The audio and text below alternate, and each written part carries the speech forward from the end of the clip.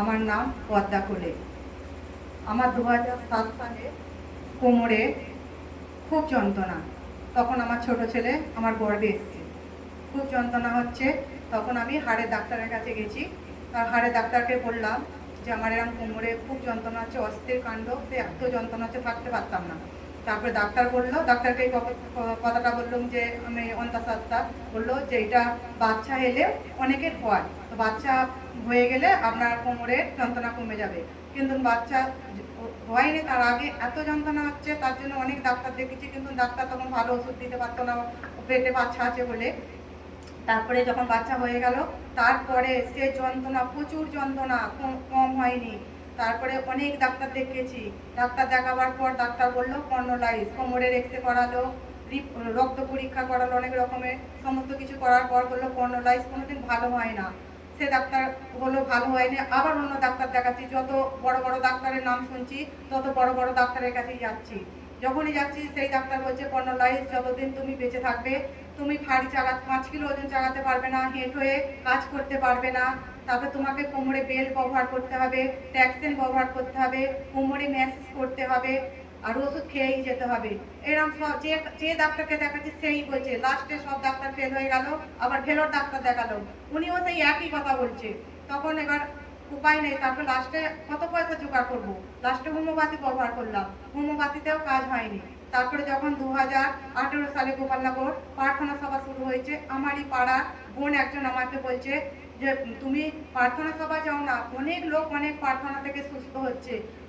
আমার অত গুরুত্ব দিইনি, অত বিশ্বাসের মধ্যে ছিলাম না, তখন বিশ্বাসও করিনি, আর আমি গুরুত্ব দিইনি। তারপরে আর একটা আমার বোন, সেও আমাকে বলছে যে তুমি যাও না, দেখবে ভালো হয়ে যাবে, তোমার দেওরের পা ভেঙে গেছিলো, ওই হাঁটু মুড়তে পারতো না, ওখানে প্রার্থনার তেল ব্যবহার করে এখন হাঁটু মুড়তে পারে।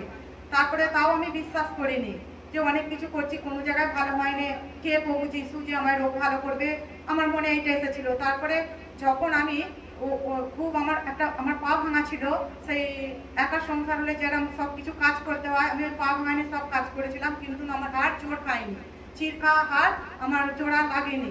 ডাক্তার একদিন বললো যে তুমি এই পা নিয়ে এত কাজ করেছো, তোমার হাড় কি জোড়া লাগবে, রেস্টে থাকা কথা। কিন্তু না, বলছে আমার একা সংসার কে কাজ করবে আমার, বলে পা আমার চির খাওয়া পা।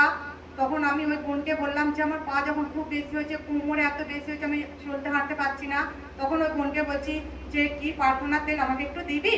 তারপরে সে প্রার্থনার তেলটা দিতে আমি আমার পা ভাঙাটায় লাগালাম আর কোমরে লাগালাম, দেখলাম আমার পা খুব সুস্থ, যে ব্যথা যন্ত্রণা হচ্ছে না। তখন আমার মনে বিশ্বাস জেগেছে।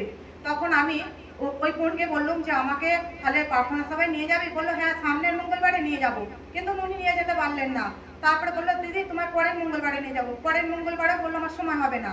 তখন আমার ছোট ছেলেকে আমি বলছি যে তুই টিফিনে স্কুল থেকে ছুটি নিয়ে চলে আসবি, যে আমরা বলে অনেক ভিড় হয়, আমরা দেখে যাব বলে সেই প্রার্থনা সভায় গেছি। তখন ওই প্রার্থনা সভাতে ওই তেল আর গোবর আর প্রার্থনা, আমার বিশ্বাস করে প্রার্থনাটা নিয়ে আমার কোমরের যন্ত্রণা কর্নোলাইজ আমার ভালো হয়েছে।